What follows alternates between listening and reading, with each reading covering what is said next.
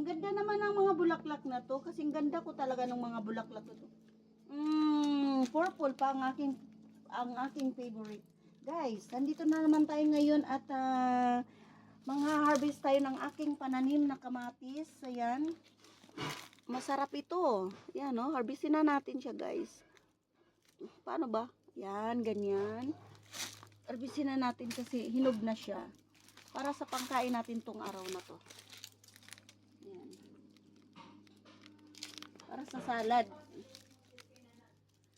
Pero, syempre, hindi natin kukunin lahat kasi para magtira naman tayo para bukas.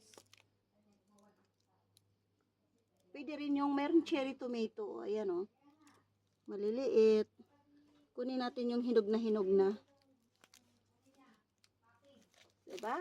Mga harvest tayo. Pagka ganito talagang masipag ka, meron kang ma-harvest pagdating ng araw. Oh, ito na guys, oh. Pwede na to sa pang-salad ngayon. Kakainin. Ayan. Okay na yan. Fresh from the farm. Thanks for watching. Bye!